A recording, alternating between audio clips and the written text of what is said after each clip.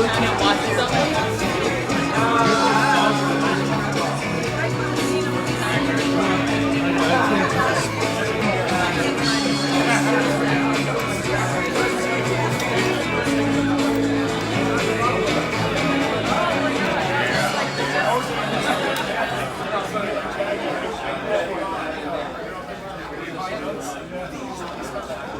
Good evening, ladies and gentlemen, and welcome to the Iridium. We now have free Wi-Fi. Sign up and receive $10 off your next show, as well as exclusive discounts that aren't available to the general public. Blackout dates do apply. If you were given a white card, please give it to your server so he or she can adjust your bill accordingly.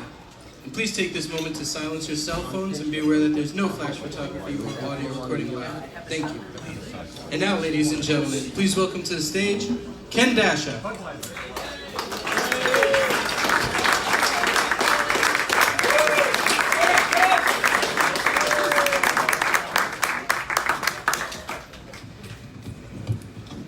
Hello.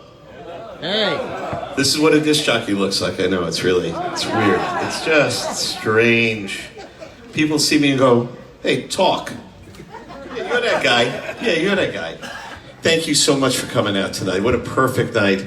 If you've listened to me at all on Q104.3, you know I'm the biggest prog geek in the world, the biggest Beatles fan, which is why this is like the joy of joys for me to have this man here. We've been at the Fest for Beatle fans all this week in New Jersey. Was anybody there?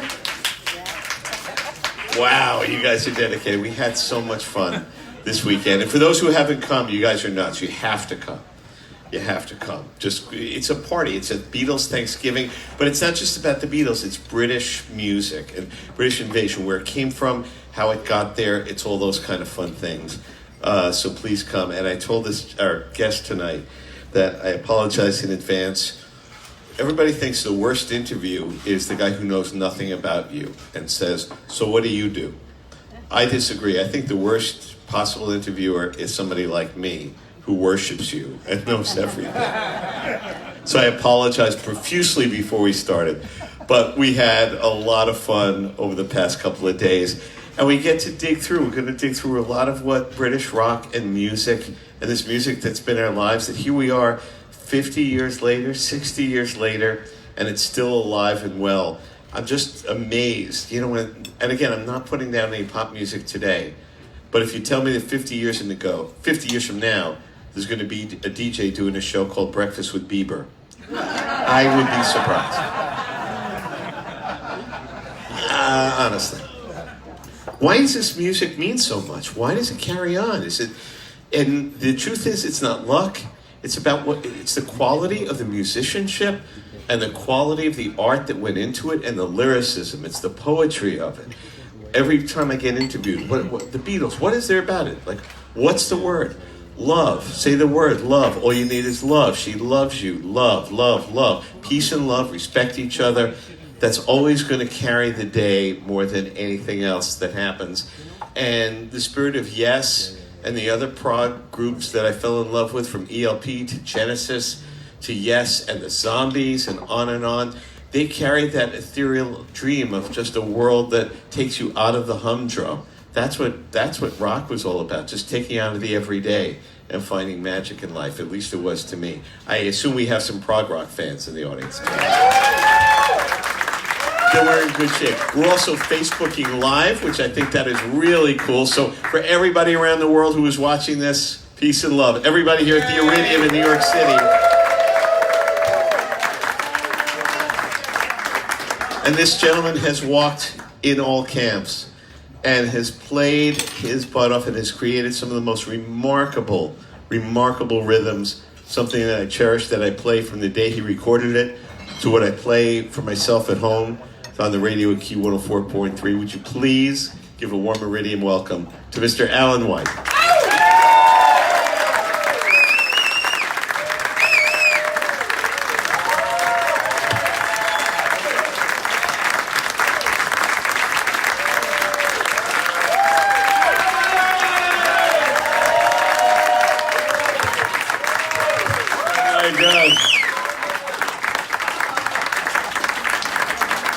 You guys all right? Oh. Anyhow, I'm totally worn out, so this is going to be 5 minutes and I'm out. We'll leave time for Q&A. Well, that Beatles festival, I tell you, they'll wear you out down there, but... Well, don't blame me. It's Don't look at me like I did it. But it's a hell of a lot of fun, I'm telling you. It's a lot of fun meeting a lot of people and listen to incessant Beatle music around the bar. You say that with a tinge of, I don't know, like it could stop sometime. No, I enjoyed it immensely, except they were out of tune a little bit sometimes, but... Well, perhaps if you had jumped in, it might have been a little more steady. Well, possibly, but, you know, it was good vibe everywhere. Yeah, for me, the whole thing, like I said to you, it's about there are children playing who can barely play, and guys who really can play their butts off, and it's everything in between. That's why it's like a family coming back to the home. Yeah, you know, yeah, exactly. It was like a family coming back together, and it's funny because going back to the bands at the bar, they'd start with like two guys playing, and then you go back 15 minutes later, and there was like about 20 people all playing guitars, young kids, and, you know, like a 10-year-old playing the drums. It was very funny, and I enjoyed it immensely. The biggest thing for me is that when you see a world where everything is just sampled and everything is on a computer, to see all these kids picking up instruments. Yeah. Even if you're holding it upside down, just to thank God they're holding instruments and trying to like make sounds with them.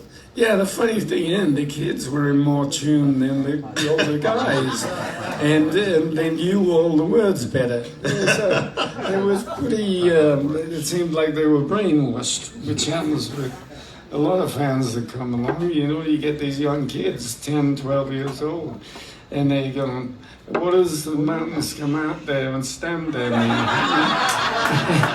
You know, I mean, it's... You asked me that question earlier, and it was really hard to answer because who the hell knows what John was talking about? It was one of my favorite moments on stage today. So I asked about the lyrics, and he just looked at me and looked at the crowd and said, "The mountains come out of the sky and they stand there." Well, yes. Like, exactly. So I'll be a roundabout. Exactly. So, you know, the band itself were trying to work out what the hell John was talking about. And then I think just before the band split up and John and Rick went on their way, we finally kind of realized, oh, I know. You know, but there's not only those lyrics, it's more lyrics down the line. I was going, you know. But you do believe that Siberia goes through the motions, right? Yeah. I've been listening to it since I'm 13. I have no idea, but it doesn't make it any better. It doesn't detract from it. No, it's not. It's a bar of 8, bar of 7, bar of 8, bar of 7. You should know that. You're a drummer. I'm just a good enough drummer to know how bad I really am. And to know when I sit and I was talking with Alan, and I've always listened to this, but listen to it as if, wow, what if I were going to play it? And I listened to the first side of Tales, and I went, this is just fruitless. Just don't even think for a minute you're going to pull this apart. But I know when I'm in the presence of greatness, as we are tonight. Yeah, well, White. Topography is another world we all got into, and it was a big story that was in our heads, musically and lyrically. And if you notice with Topographic, the one thing about it is there's a recurring theme that goes on all through the album in different shapes and forms. And it took us 3 months to rehearse all that music. And then finally, when we put it together, and we all went, wow, this is a pretty incredible piece of music from beginning to end. It's all 4 sides kind of linked. In fact, side 1, when we initially recorded it, was 27 minutes long. we had to cut 7 minutes out of the song to get it on. Vinyl albums, you can't. So you haven't heard the full story yet. I'm sure the other 7 minutes explain it very well. Yeah, it's funny enough, Eddie Offord was magic with a razor blade, and he'd cut the tape and put things together, which reminds me another story about Topographic. We got to mix it, and on side one of the record, we spent 1 week mixing side one and put it together, and then we had the reel of quarter-inch tape with all the finished, and we went, oh, thank God we finished that. It all sounds great. And then that night, Eddie was a little stoned, and he put a razor blade right through the whole thing. No. We had to go back and spend another week mixing it. It was unbelievable, and he was a character. I got to meet Mr. Offord once, and to say he was a character doesn't even begin to touch the seam of what a character he was. Oh, but man, what music did he make No. from you and ELP? There's a lot of Eddie Offord stories. They're kind of like the Ginger Baker stories. Yeah. So if you don't mind, I'm not necessarily going to do this chronologically. We're just going to have a chat. But just to start from the very own beginning for a moment, growing up as a kid, what were you listening to? What was the music that was turning you on? Well, when I was 12, which is when I first got the drums, I played piano from 6, and my uncle said, you're playing the piano very percussively, we're going to get you a drum set. And I was kind of listening to the Beatles, and listening to Beach Boys, but I also was listening to Gene Krupa and a lot of jazz stuff on the side, you know, Buddy Rich, Gene Krupa, Drum Battle. All of that stuff was in I was 11 years old, and I'm going, these guys are great, you know, which they are. But at the same time, I seem to be able to draw influences from lots of different kinds of different music. So I didn't just like one kind of thing. I was trying to listen to classical, and because the piano, my party piece was Concerto No. 1 by, you know, Tchaikovsky, and it was like, it would say, come on, Alan, do your party piece, and I had to play that. But I got a lot of that classical kind of upbringing that went into rock and roll and jazz, and then eventually kind of fusion when I was a little later in my teens, and all of those influences kind of like seemed to click, and I could draw from it on anything. But if you really listen to a lot of Yes music, they have all the same influences, like classical, jazz, rock. Everything is in that bag. Hence Ramshackle. Oh, Ramshackle too. Are you the one guy that bought the record? He knows he sold one. It must be you, sir. Jack got you out on that carrier. Well, funnily enough, at the Beatles convention I just did, that was one of the most albums they brought to me. It was Ramshackle, and I was going, where the hell are the royalties for this? You're stunned, right? I know, I can see your face. Yeah, I loved it because we were into jazz, and we played Frank Zappa in our spare time, and we wrote stuff like Frank Zappa and lots of time changes. That was a good grounding for me. It set me up for being with Yes. Did you have any formal training, or was it all just listening and playing? No, piano was... Yeah, but I mean on the drums. Yeah, I got, you know, my knuckles playing the piano, and the teacher would hit me like hell if I played the wrong notes. So you learn very quickly that way. But, no, and I went for 3 drum lessons. And I went for 3 drum lessons, and I'm thinking at home, I'm going, this guy's trying to teach me how to play the drums like him. And I want to play the drums like I want to play them. And I just like developed my own style, which, as you know, from my career, went through a lot of different styles. Playing with Joe Cocker, you know, Billy Fury, of all people. And, you know, I had a lot of variety of people I played with. And that's the difference to me. And Neil Peart is a brilliant drummer, but I couldn't ever imagine him not playing that style. Certain people play a style. When you look at the breadth of this man's career, from beginning to end, it's something that he said today that every drummer who I respect and know says the same thing. The goal of the drummer, serve the song. Yeah, it's the song means everything. You got to listen to what the song is, but there's no way you should be being an extrovert. And I don't like all these people who play drum fills over everything. It just doesn't agree with me. You listen to the song, you take the song in, and you do whatever's needed for that song.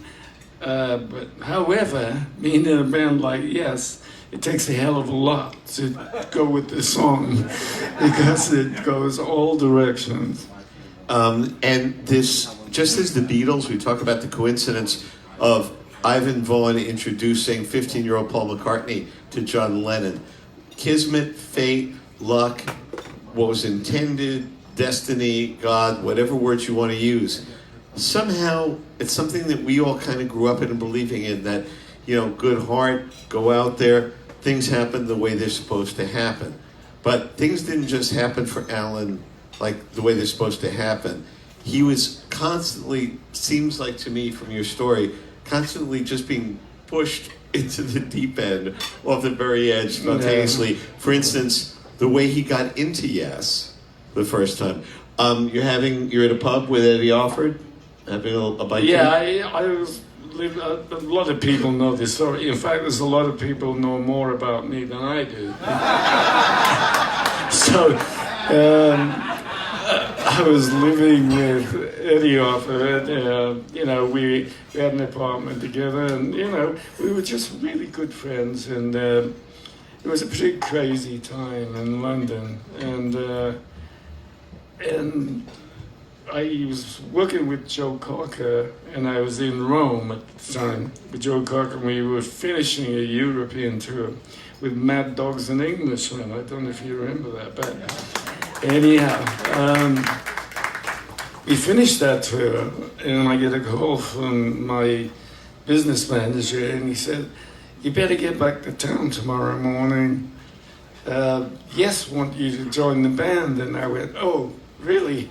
And it was, so I got on the plane, went back there, I was in the apartment, in walks John and Chris, and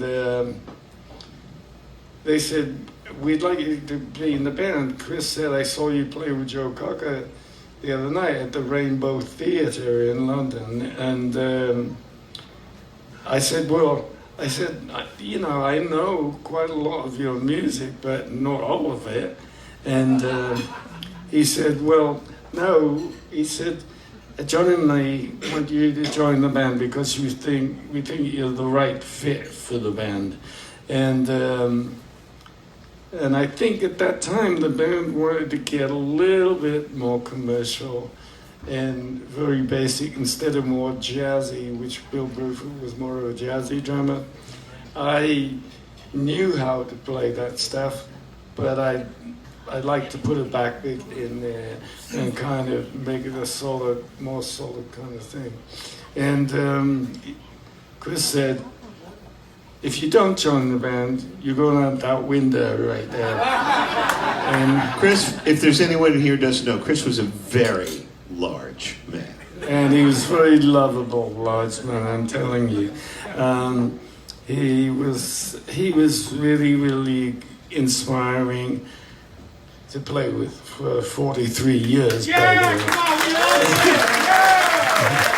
And we had relationship where it was kind of like we didn't have to talk to each other much. We knew what each other were playing. And, you know, we got into it where it was just mentally there. And anyhow, they walked out the door, and as they were walking out, they said, by the way, we got a gig on Monday in Dallas, Texas. Can you learn all of the Yes songs? This is Friday. Yeah, this is Friday. And Monday we had a gig in Dallas, Texas.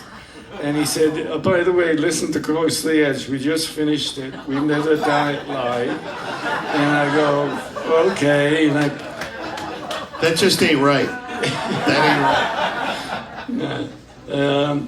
So it was a hell of a lot of work. And we were all sweating bullets in the dressing room because I was like going, I hadn't had any kind of rehearsal, really. It was just a sound check, and everybody skipped over everything. So I had to go on stage, and it was similar to John Lennon. It was like 1, 2, 3, 4, boom, we were gone. And I just remember coming off stage and going, I can't believe it, I got most things right. And Chris said, I can't believe it, you got all the things right. I said, and then I kind of like, okay, well, I still need to work on this because I'm going to get a little bit tighter here and make this work a little bit, this transition and all that kind of stuff. And then basically, every night I progressively made more mistakes for the first 4 nights. And then I think we played Long Beach Arena, and it was the 4th night. And then I went on stage, I said, I'm going to get this. And I got it all right. And since then, I kind of know it. And again, we're not talking about 3-minute songs of 1, 2, 3, 4. There's a lot going on. I'm assuming you know this man's work and career, but you don't have to. I don't assume you do. We get, if you don't mind, the Relayer album. And again, I'm prog rock geek buying everything that comes up. You're scaring me now. For those, just a minute, I just pulled out. Eric, if we could put cut 4. If we 1 minute of cut 4, it's a piece called Sound Chase. Well, that was mind-blowing experience, you know, just recording it. And we were doing the album at Chris's house. And I had this with him, and we'd rehearsed it a couple of times. It was pretty basic to start with. And then I'm driving down the freeway, racing Eddie Offord down to Chris's house on the freeway. And I had a Jaguar, and it was manual, and I'm shifting from first to second, third, fourth. And I'm going, wouldn't it be strange if we played the song by changing gears in the car? And that's where the kind of idea came from, because it it goes on, and then the song starts, and then it changing into second gear, and then changing into third gear, and then into fourth gear for a brief while, and go back to second gear. You know, so the idea of Sound Chaser was that. The only thing is, it was all in 5/4 time. And we had to rehearse it quite a while because it was an immediate kind of transition of speed, split second. And we had to do it many times to get it.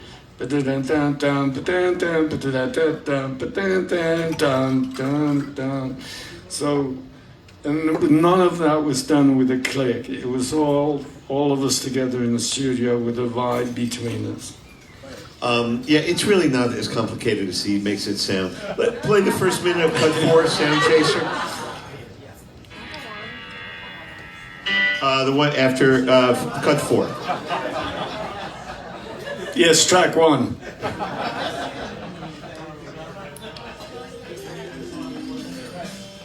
There we go. A little louder if you would.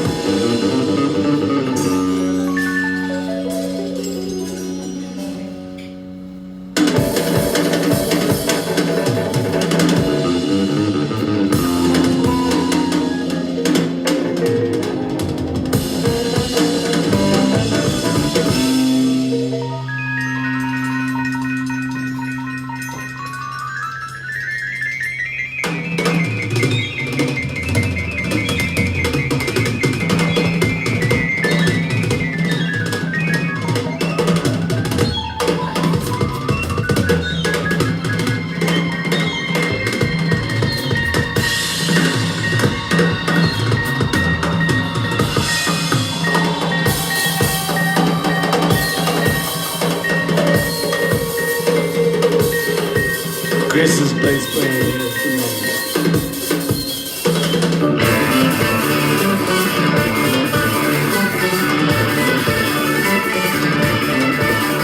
No drugs.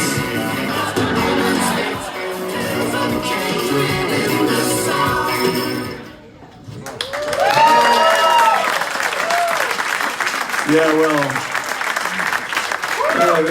It was quite a thing playing with Perry Relentless too, because he was almost hyper everywhere I went with him. And he was like, Alan, we must do this. So every time I see him now, he goes, let's play at the beginning of Sound Change. I said, no, Patrick, come on. We're live now.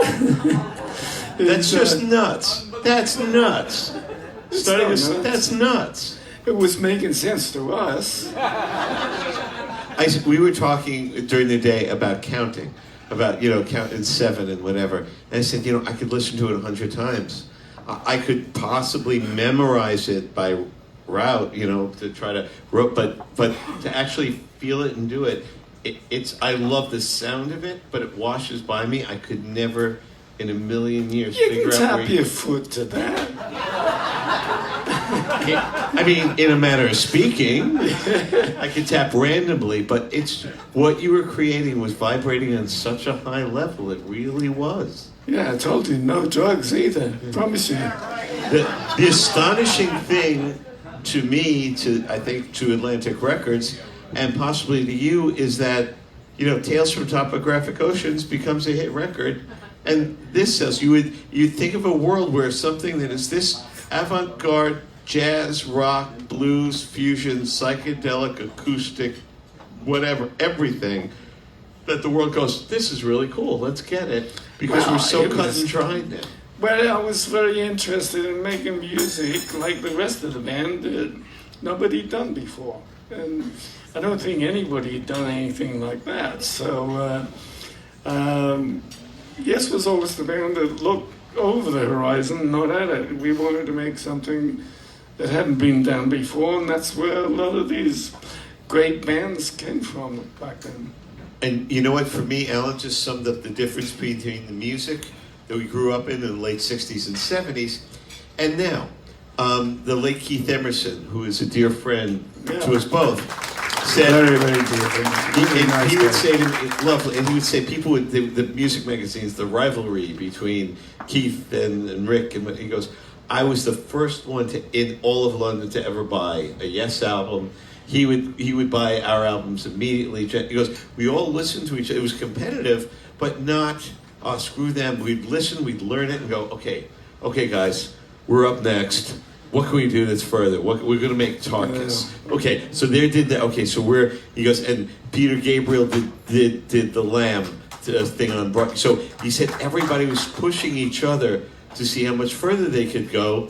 And he's the one who said to me, look at, the Beach Boys and the Beatles, and pushing each other to see how further you could go. And sadly today what I hear, and again, I'm older, it doesn't resonate with me, but what I hear is when somebody says, oh, this sound makes a lot of money. You, kid, can you dance? Yeah, okay, we'll do that. And you just do the same thing, and every song has to fit sonically exactly like the other. You would never change an instrument or pattern or speed. It all fits the box, which is why, it's not because we're old that it all sounds the same. It's intentionally all exactly the same because it works, but it leaves me just it's an empty water It bottle. does. Yeah, it's funny enough, ELP and Yes were big rivals. I mean, we never got on with that band. But I loved Keith. And, you know, Carl Palmer and myself battled a bunch of times, like calling us each, you know, sluts in the paper. You know, I mean, it wasn't good. But then we toured with Asia. And Yes was the headliner, and Asia was supporting us, of course, with Jeff Downs. And we did that tour, and I got to know Carl pretty well, and we're now good friends. Yeah, he's lovely. It's so rough, you know, to think that you're two mates, you're in a trio, and you're the guy who's left of this magical band keeping it alive with the Carl Palmer tour of what you guys are doing. But like the people here on a Sunday night, the music really does matter. And what we find, like in places like the Beatle Fest and other things, is that we're seeing kids. It's not like, why don't kids want to play music? They do. You saw them with all their instruments. It's just that the business isn't geared towards kids who really want to learn how to play and write. The business is geared towards, are you handsome? Are you pretty? Are you sexy? You don't have to sing. We've got that covered. We've got singers. You just have to do an act. You have to entertain. And as entertainment, it's razzle-dazzle brilliant. But we grew up on this. We grew up on the entertainment is the music. True. It's it was a crazy period, you know, back then. Also, Yes, we're not only rivals with ELP, but we were rivals with Led Zeppelin too. It was very funny because we did the Melody Maker Awards every year in London. We'd all go to this sit-down dinner, and I happened to end up sitting next to John Bonham. And going, oh, hi John, how are you doing? He said, oh, you. And I said, well, you know, you're a goddamn, you know, really good drummer. And he said, yeah, oh, you. And he, you know, he kind of was talking at the stage, but he had his moments, let's put it that way. But I met him a couple of times when he had a lot of drinks and all that kind of stuff, and he was the nicest guy in the world. And so we became friends for a while when I saw him. And at that period of time in London was pretty incredible because we go to the Speakeasy Club and a couple of clubs in London where all of the musicians hung out later in the evening after gigs or whatever. And it was just an incredible vibe. I mean, watching Ginger Baker break tables in half and Keith Moon helping him. You know. Oh, wait, let me get the other side.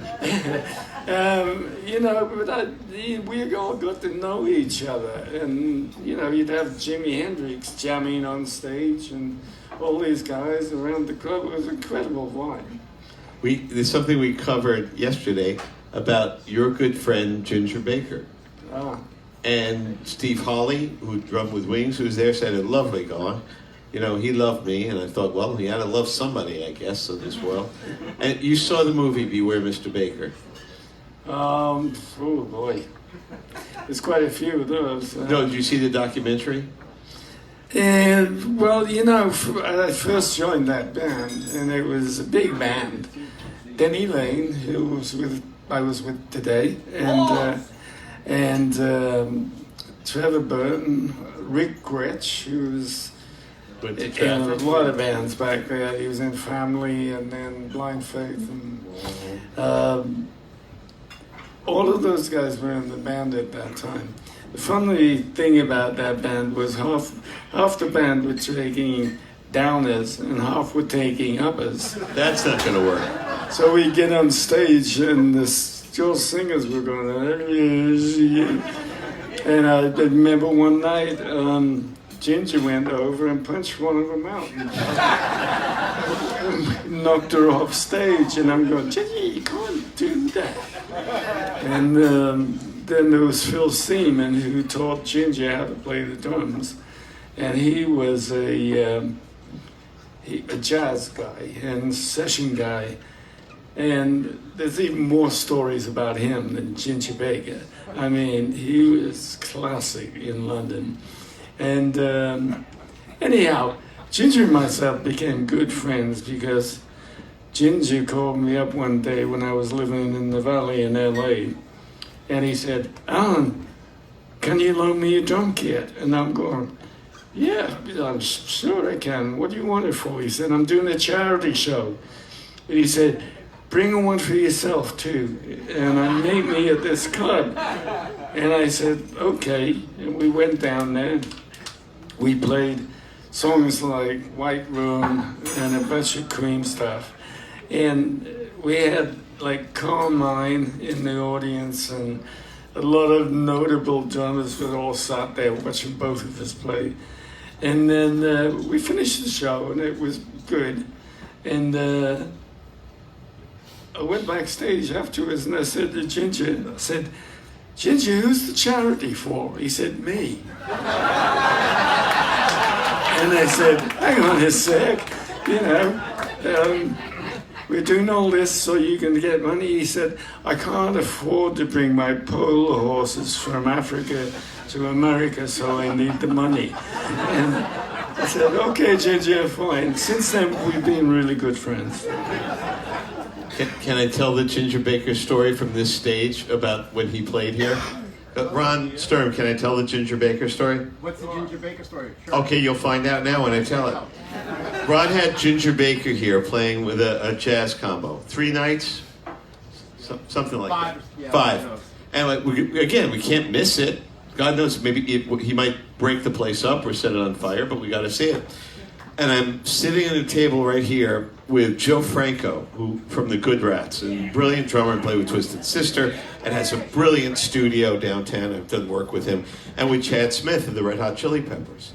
And the show is just in slow motion. It's just laying there. He's just sort of playing and telling stories that make no sense. And then the last 10 minutes, he just woke up and played 10, 15 great minutes, rocked it out beautifully, on fire, building, and left. And everybody left good. It was fun. At least we saw him. And I was sitting there, and I don't remember who. Somebody said, well, should we go back and say hello? And we turned into 8-year-old kids going, well, I'm not going back there. Well, I'm not going back there. And Joe said, well, you know, you're the big local DJ. They'll tell him that he needs to meet you. So I'm like, I'm not getting my nose broken. I have to be on the air tomorrow. I'm not going to get punched. And I said, Joe, you run a studio. He might. And he goes, I'm not going back there. So he said to Chad, he goes, well, I was in the movie. I'm not going back there. And here are these 3 adults, this famous drummer for this huge rock band, great local drummer, and a local DJ going, once, twice, 3, shoot, even one time. Chad lost. And we said, come on, you're the guy to go back there. And we waited for him. And he walked back down this hallway and came back about 15 seconds later. And we said, how'd it go? He said, it went well. I said, hi, Ginger, I'm Chad Smith from the Red Hot Chili Peppers. And he went, fuck off. And I said, thank you. And that's nice for him. Now, I have a story about, I did Rock and Roll Fantasy Camp with Ginger. Oh, yes. And they hired me. You know, I did the camp regularly, but I turned up and I got there, and David Fishoff, who does Rock and Roll Fantasy Camps, he said, Alan, I really need your help. I've got Ginger Baker coming in as a real special guest. You know him really well, and he likes you. And I said, okay. So I said, well, I'll try as much as I can. So all of these bands who are playing all week, they spend a whole week learning Cream songs. And yeah, they were sounding pretty good and stuff like that. So then Ginger arrives, and he's playing the drums on stage and getting his kit together. And I walk up and I said, Gingy, how are you? He said, you get everywhere. And I said, I know, I've done a few of these. And I said, listen, Ginger, the bands have been rehearsing a bunch of Cream songs and stuff.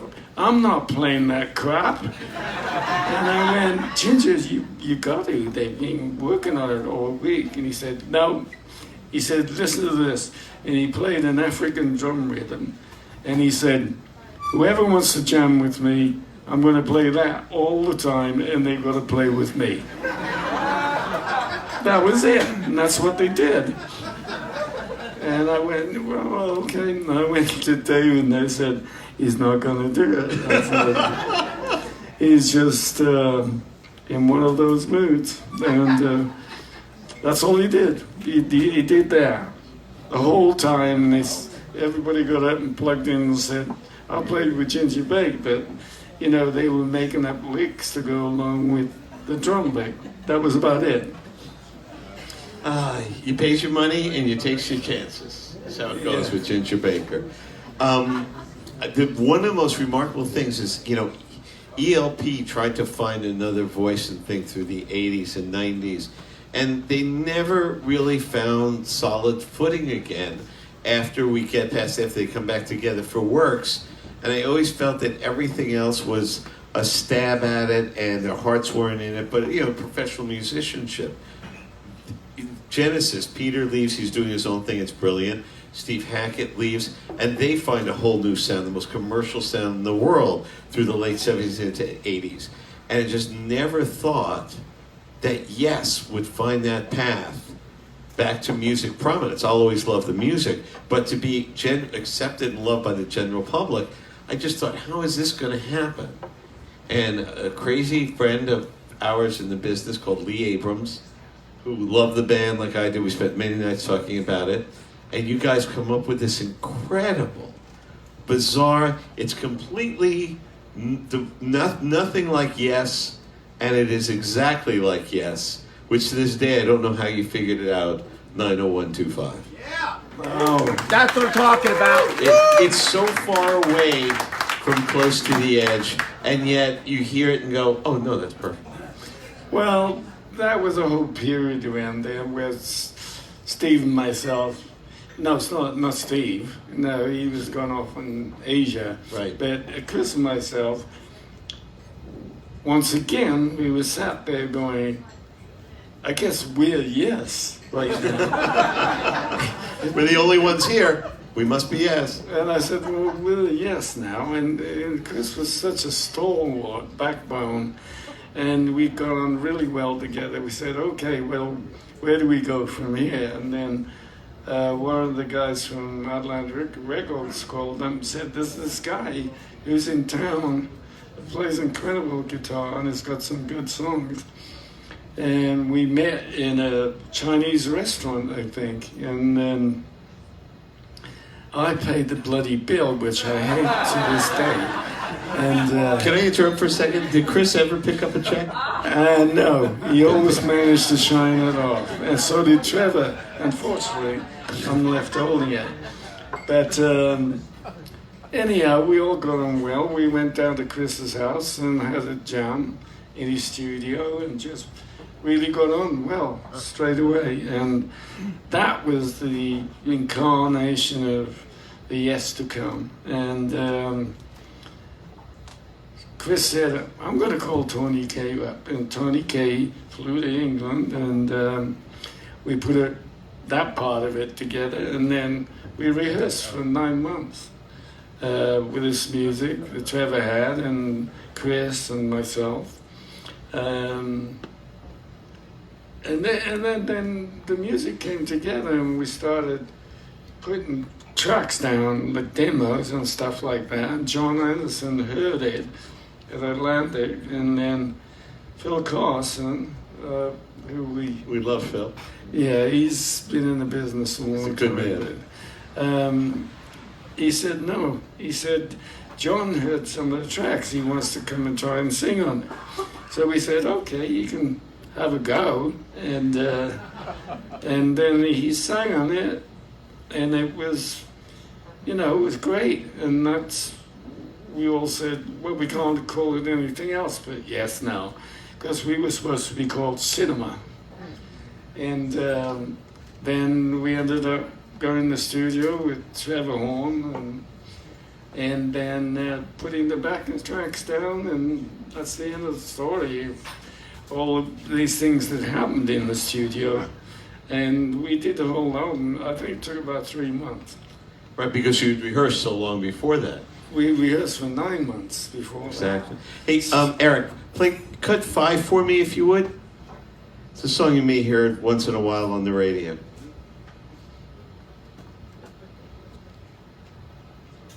What are you playing?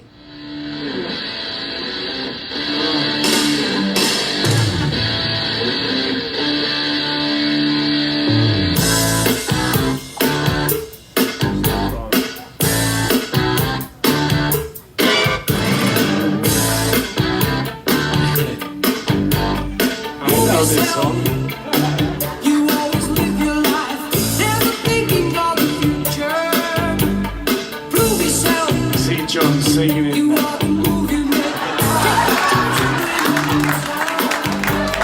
Sing in heaven. You are the steps you take.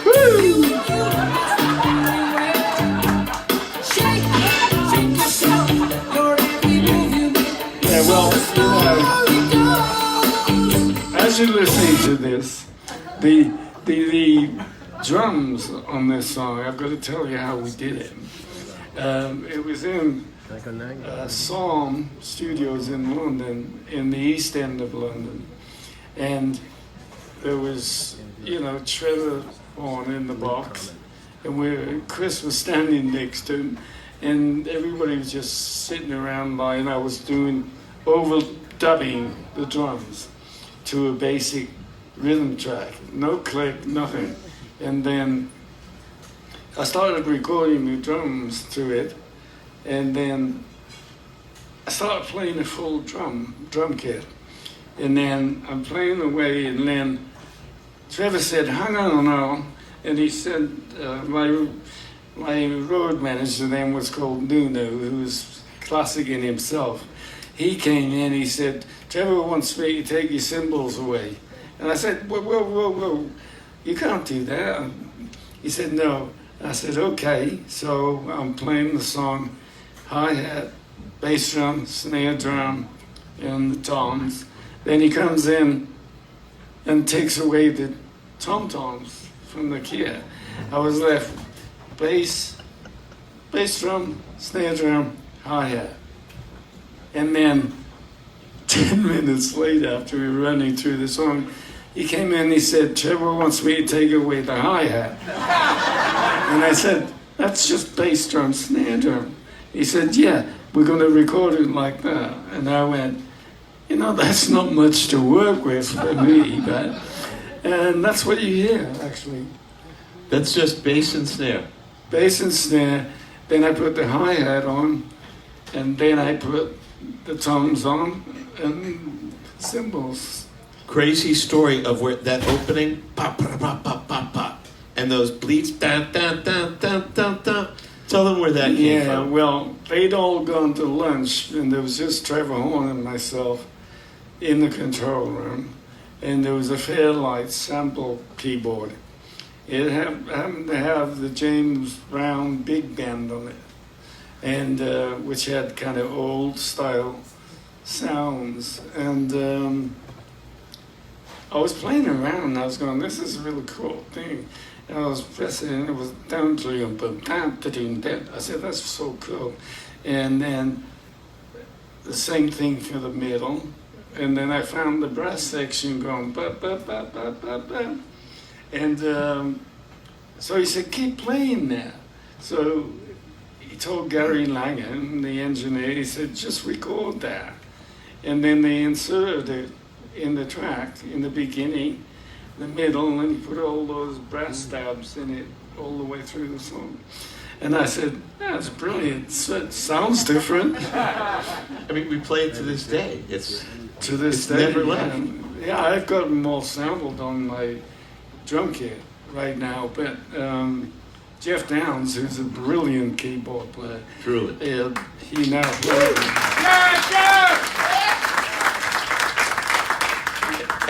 It's remarkable. And then you write changes. Yeah. You add that to it. This That gentleman. came out of nowhere. Changes, I was just messing around with a bunch of stuff. And we were in the rehearsals, and Trevor said, keep playing that. And I went, okay. And he said, let's record it. So we all learned the lick, you know. And I'd been playing it for a while at home, and I woke up in the middle of the night, actually, when I wrote it. Really? I Like the was in song the is house just tapping and- you, going, write me, write me, Yeah. write me. I was lying awake at night, and this thing kept going around my head, this pattern. And I went downstairs, I had a grand piano, and I started playing it. And I happened to record it on one of these little dictaphones.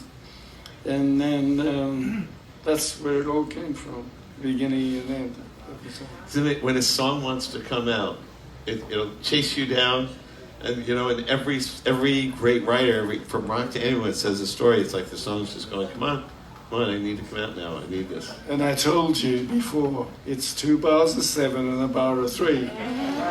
I've been trying to. to. I'm sitting here, 1, 2, 3, 4, 1, 2, 3, 1, 2, 3, 4, 1, 2.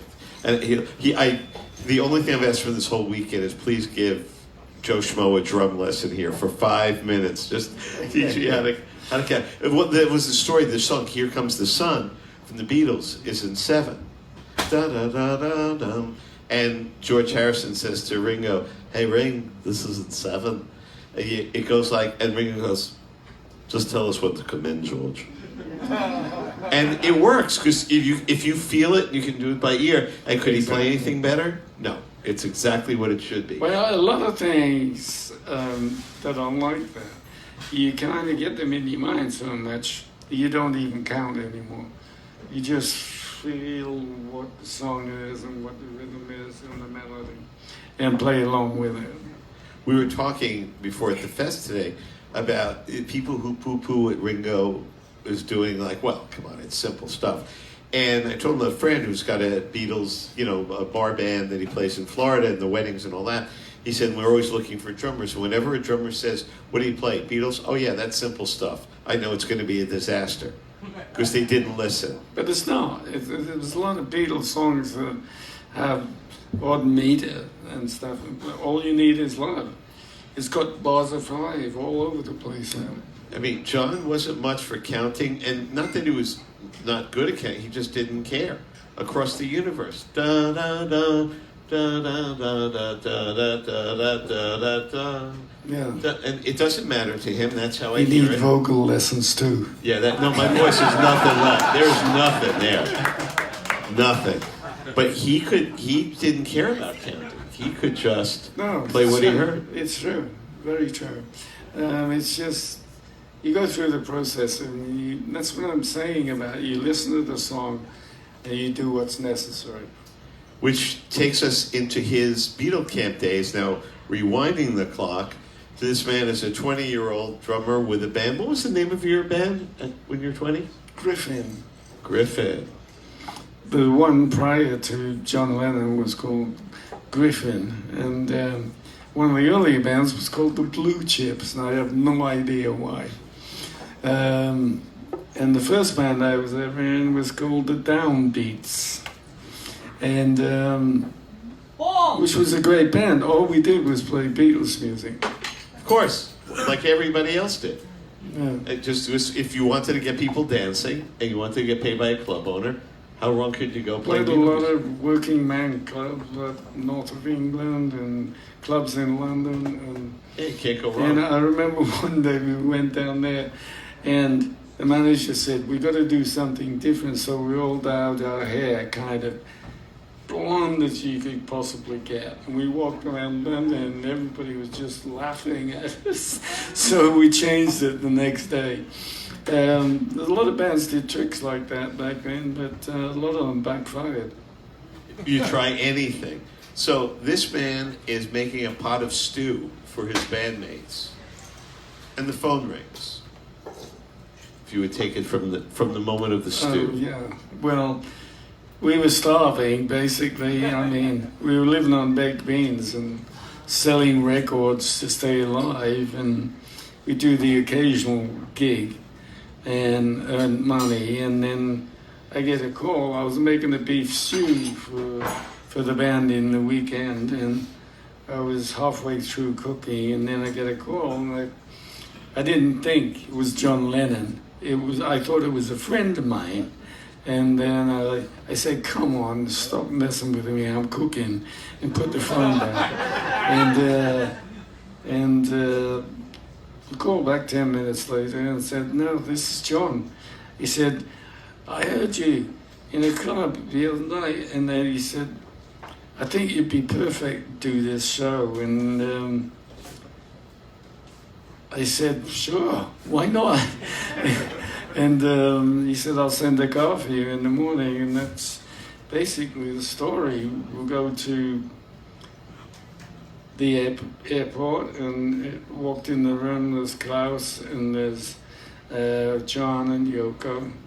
And we all said bye, and I sat down, and the door opened. It was Eric Clapton came out of the room, and he said, I forgot to tell you, Eric's playing guitar. And I went, whoa, this is getting serious now.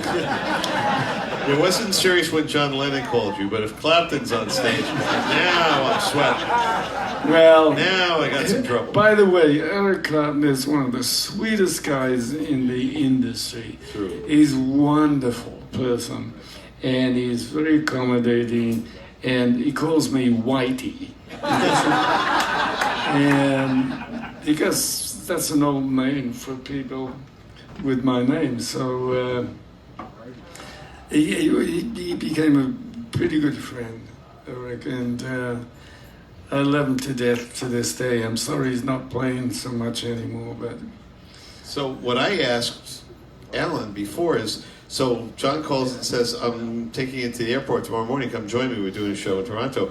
What did your band Griffin think about this development? What did your band think about this development of you saying, hey, I'm off, I'm playing with John Lennon? No, they didn't like that, because we had a gig that night, and they said, you can't do that. And I said, are you joking? I forget to mention his name was John Lennon, the guy in the front. Well, let's put it this way. It was a huge step in my career, and I just love the fact that I did that and made that decision, and basically never looked back from then. I made about 50, 60 albums around that time. The crazy thing to me about Alan's story is, so he gets hired by Yes on a Friday. They learn all of this 18-minute long music suites because we're playing Monday. John calls him and says, I'm doing a live show in Toronto, I'll pick you up in the morning. You basically sort of rehearsed on the plane. Yeah, we gave me a pair of drumsticks, and they had acoustic guitars, and we were playing they were all pretty much standard songs, and I remember that one of the songs that John was adamant about was Blue Suede Shoes, because he wanted to do the Carl Perkins version of it, which has an extra beat in it. And he said, I want you all to get it right. It's like, money, dun-dun-dun, 2 for the show. So it doesn't keep rolling. There's an extra beat in there, and he wanted us to really remember that. And then, got on stage. They built the drum kit around me, and then I was going, this is amazing. It was a Rogers drum kit too, which I'd never played. And they stuck everything up, and John went 1, 2, 3, 4, and that's the end of the story. We just recorded a live piece in Toronto. What's amazing to me is, John Lennon, very insecure about his voice, about what he did. He used to say he would get sick before a show. Here's Alan, 20 years old, suddenly on a plane. There's John Lennon, Yoko, Klaus Vormann, and Eric Clapton. And John was the one getting sick in the dressing room. Yeah, he was getting sick. It was the first show he'd done since he left the Beatles, kind of thing, and he was worried how it was going to go. And I remember as he was getting sick in the corner, Gene Vincent walked through the door, and I'm going, oh my God, this is Gene Vincent. And on stage was Little Richard with a big band, and I'm going, all this stuff's happening around me. But you know what? I was so kind of 20 years old, naive as they come. I'm going, oh, I guess that's what happens,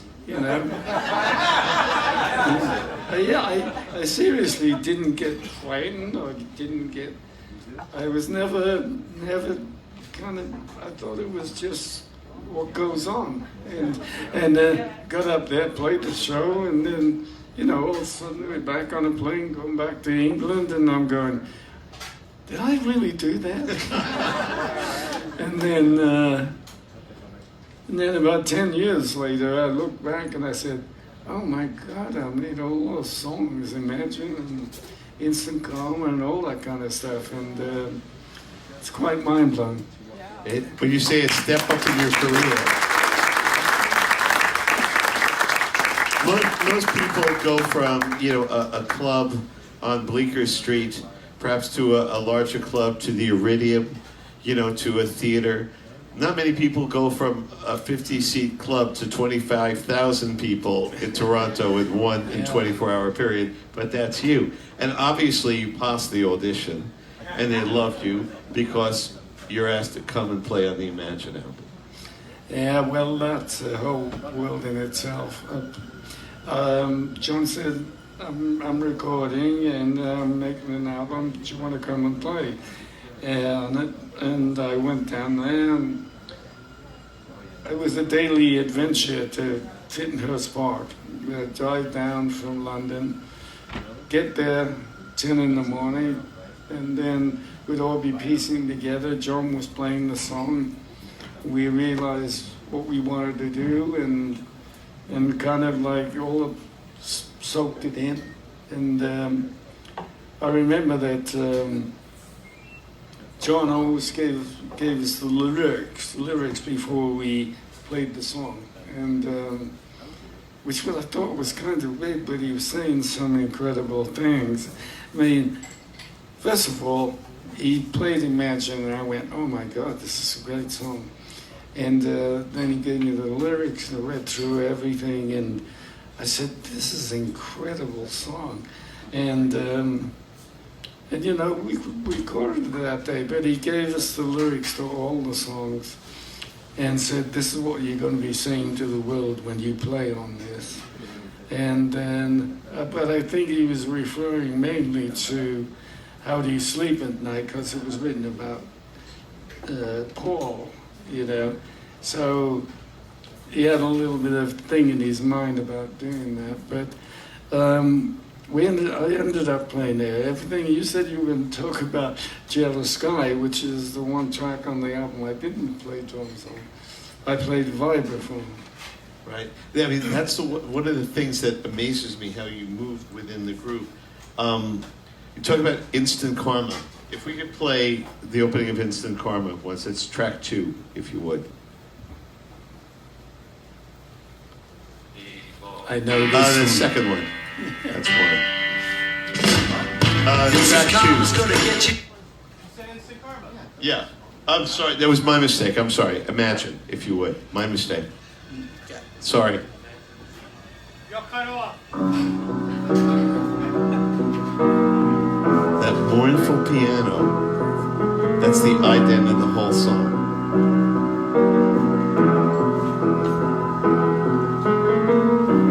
Imagine there's no heaven.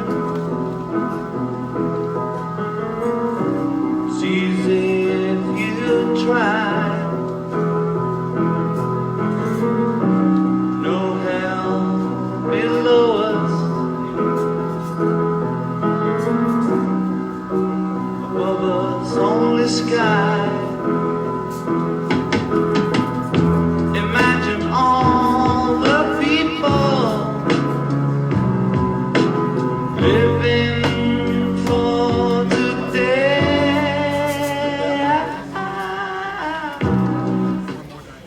I said to Alan, the way he comes in on that song, to me, is very Ringo-esque. Would you agree? Conscious or subconsciously, it just feels like you eased into it, the way Richie would do it. That was the whole thing about the song, really. What you're hearing there, as far as feel goes, in the song, is the atmosphere that was in the room. Because we all loved the song so much, and we were all looking at each other, and the room was only maybe 20 feet by 20 feet. It was a very small room. And the vibe, people looking at each other and just getting everything spot on, playing was what you're listening to, the vibe in the room, with the lyrics and everything. And it's stunning to me that the song was initially going to start off with Alan playing drums. That the song started with the drums. Tell her that happened. Initially, we ran through it a couple of times, and we just counted in, and I came in with the drum break at the beginning and played. And we were doing a listen back in the studio, you know, and I said, you know, John, you play the beginning so well, just the piano and your voice and very simple kind of approach to it. And he said to Phil, he said, what do you think? And then, what do you think, Yoko? And he said, you know, I want to try that. And we went back and tried it out after that. And John said, no, we got to do it like this. And that's what you listen to now. Is it maybe insecurity again about being that naked with just an acoustic piano and his He voice? just liked that idea. It's inconceivable to me, I think to all of us, to hear it any other way. Yeah. You know, that's the way the Yeah, song well, has to that's what it became, and it became This- the song of the millennium, I guess. It is. So- It's something that sweet and that elegiac to, when I listen to the power of what he's playing, the anger in his piano that you match with your drums. Oh, now, if you would, cut number 1, Instant Karma. That's what I'm talking about. The whole thing about that drum break. When we talk about That's what I'm serve talking the about. song, there's no better example that I could ever, from the sweetness of what you did, how you ease into Imagine, that song pokes us. That song is, you better do this, you better do that. Yeah. What the hell are you doing? What's this? What's that? That's what John said to me. He was looking at me going, Alan, I don't know what the hell you're doing, but keep doing it. And basically in my mind at that time, my whole concept of drumming was, let's play a song which is, you know, it's a shuffle, boom, ba-dum, ba-dum, ba-dum. And then, but when it got to the drum breaks, I wanted to make it more rock and roll. So it goes boom, boom, bam, boom, boom, boom, boom. 1, 2, 3, 4, 1, 2, 3, 4, boom, boom, bam, boom.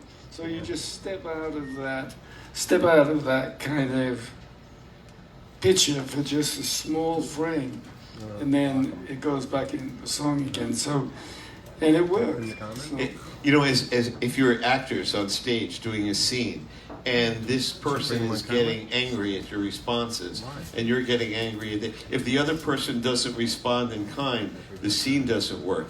And that's what I hear musically. Those drums, those fills, are as angry as his vocals of him. Surely not to live in pain. Yeah. He's straining his voice, and those fills are answering him. Yes, You know, and it's that's why kind this of like song that, yeah. is up here. It's fair to say. What in the world you thinking of? Drum break, you know? Yeah. What else could come there? Yeah. You know, it's answering that accusation. He's accusing us of screwing up. You got to get yourself together. You know, as we're talking about this, I keep thinking Mark Hudson's going to walk in the room. Mark's here a lot. Mark plays here a Yeah, lot. I know. Well, he, always every makes him time play I that. see him, he goes, "Hi, Alan, do the drum break for me." So he's quite a character. That's for sure. So one final cut I want to play from that album before, and he loves your playing. You're knocking out everything out of the park. Why did he bring in Jim Keltner on Jealous Guy? Because Jim was there that day. And, you know, obviously Jim's a great drummer, and I've worked with him a lot, with Joe Cocker as well. And he's the one person who taught me how to play two drummers on stage, because you got to be very, very forgiving. And I became really good friends with him on the Joe Cocker, you know, after that. But at the same time, he came in and I said, Jim, you play this one, you know. And John said, well, I don't know you to play vibraphone. And I had a set of vibraphones, and then I played piano from the age of 6, so I knew the knowledge of doing that. And they put me in the bathroom, in the corner, and I was looking at a 6-inch gap, and I could just barely see what was going on in the studio. And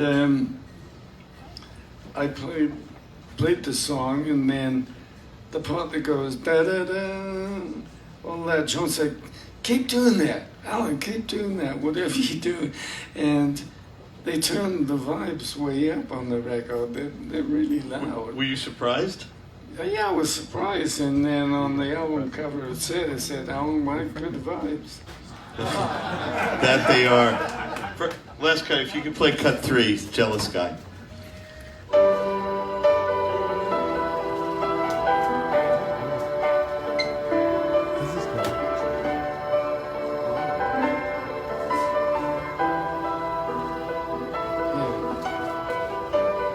I was dreaming of the past,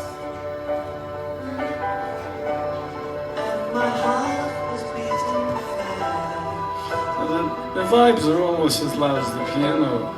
I began to lose control. But because the song It floats. just floats through the whole thing. Yeah.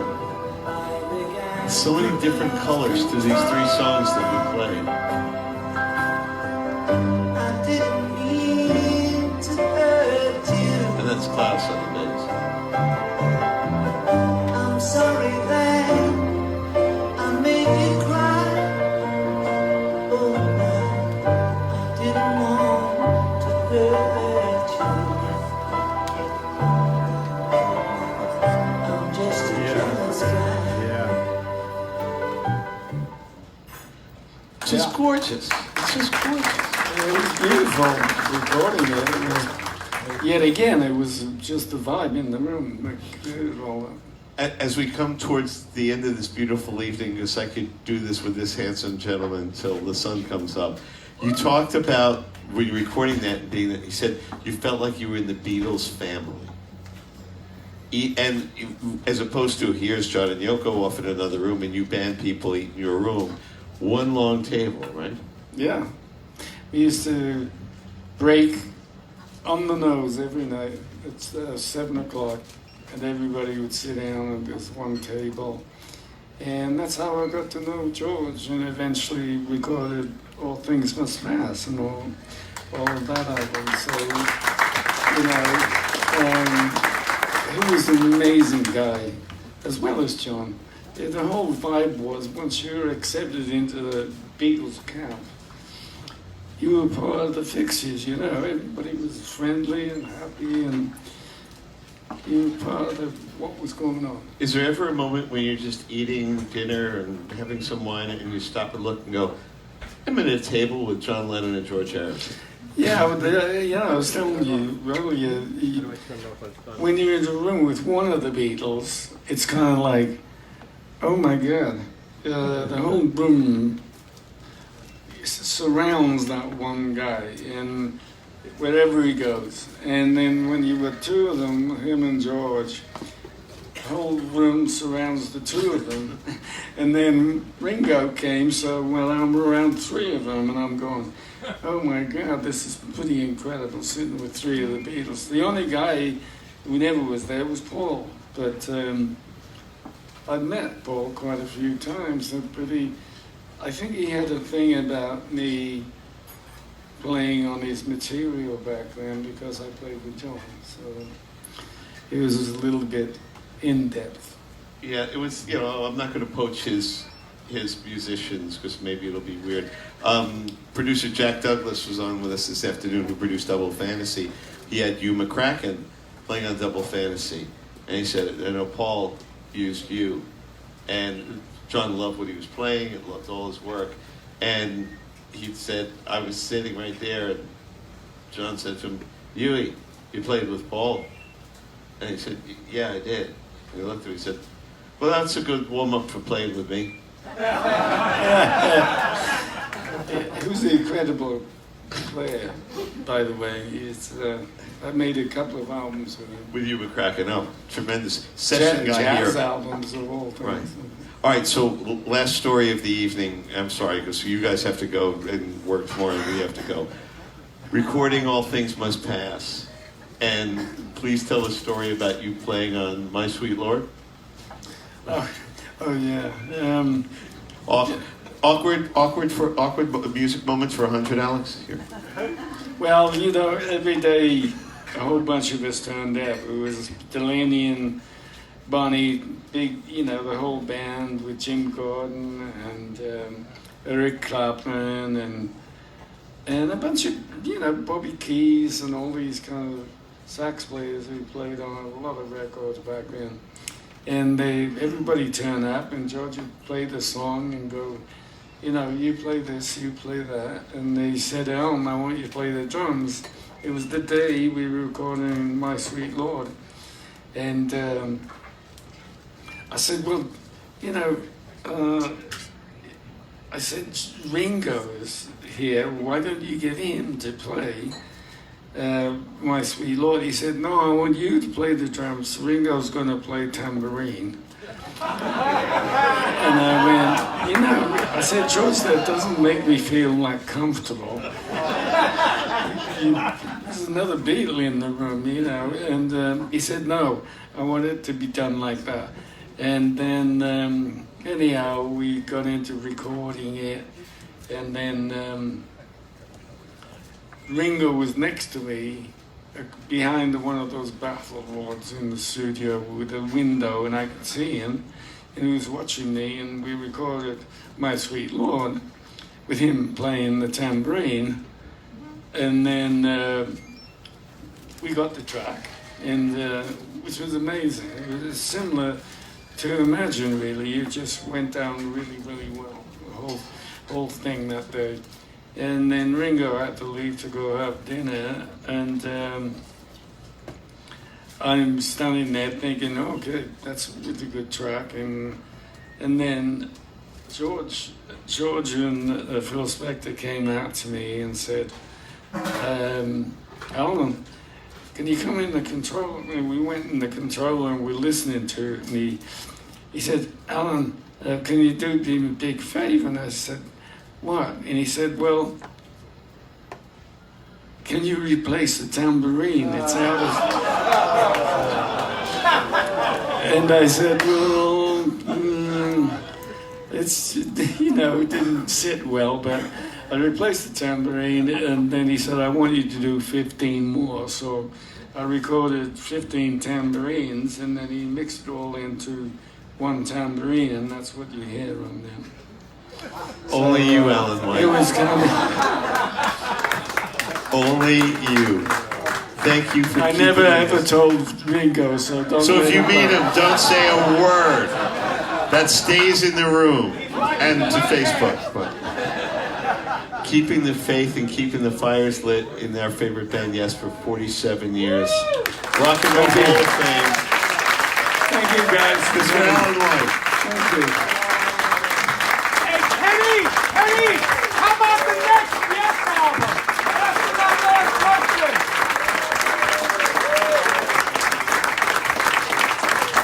Thank you guys so much for coming. Thank you for coming out to Iridium.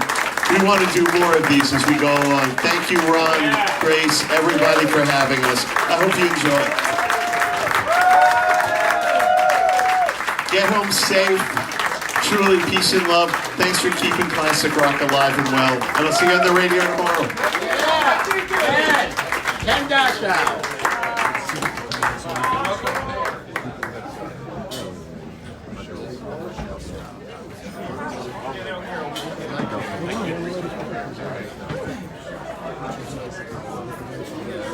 Yeah, this is pretty good though. Good start. Great interview.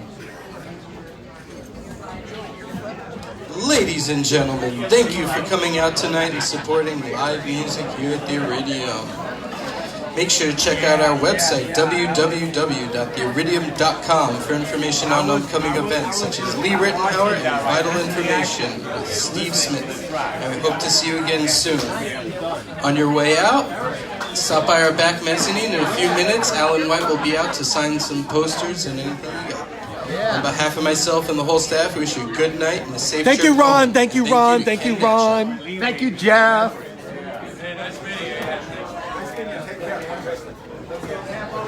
Great job, Eric.